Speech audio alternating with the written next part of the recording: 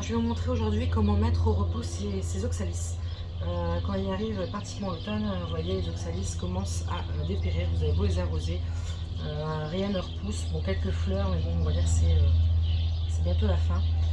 Celle-ci aussi commence à être fatiguée, donc en fait ce que je fais en premier lieu, celle-ci elle est encore à peu près belle, donc ce que je vais faire c'est que je vais couper toutes les tiges.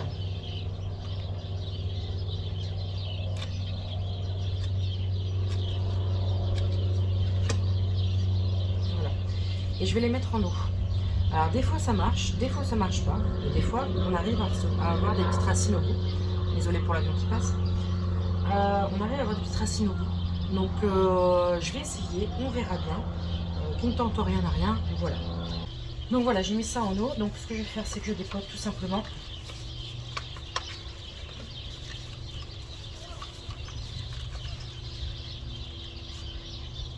Là je vais à la recherche des billes.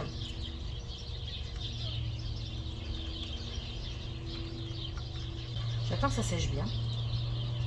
Et ensuite, c'est entreposé pour l'hiver.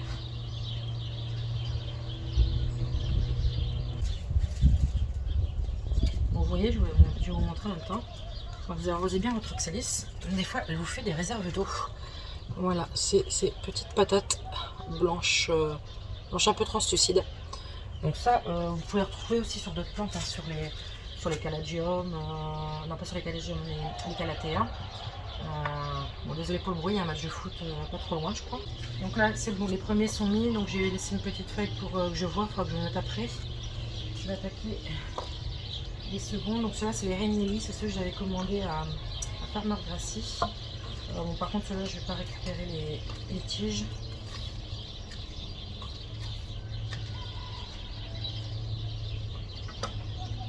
Après c'est la même chose, dépoter, on va essayer. Ça vient.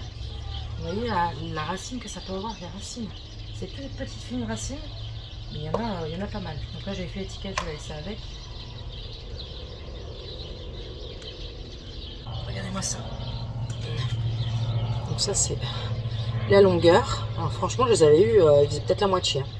Et là vous avez, vous voyez, les petites réserves d'eau qui sont là. Donc ça aussi c'est bien de les laisser parce que, voilà, on les voit mieux comme ça. Voilà, de réserve d'eau. C'est bien de laisser parce que justement, quand elle va se mettre au repos, on aura peut-être besoin, pardon.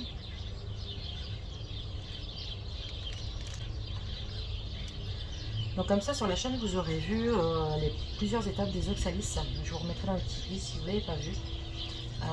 Donc j'ai fait une plantation d'oxalis qui n'a pas beaucoup marché.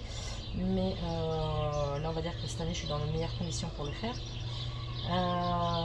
Donc vous aurez vu ça, vous aurez vu la mise au repos et après vous aurez vu la fiche d'entretien. J'avais fait une fiche d'entretien sur les oxalis. Je vous les remettrai. Bon, s'il faut je créerai peut-être une playlist oxalis ou un truc comme ça. Mais bon voilà, il n'y a rien de compliqué dans les oxalis, c'est juste que c'est un petit peu d'entretien. Mais voilà quoi, je pense que c'est une plante qui peut plaire à tout le monde. Elle est simple, même pour ceux qui ont entre guillemets la main un peu trop lourde sur les arrosages. Voilà, il ne faut pas non plus les noyer, mais ceux qui ont tendance à bien arroser, je pense que ça peut être aussi une bonne plante. Ils sont tous collés les uns aux autres, en fait, ça fait un genre de petit arbre. Je vais vous montrer.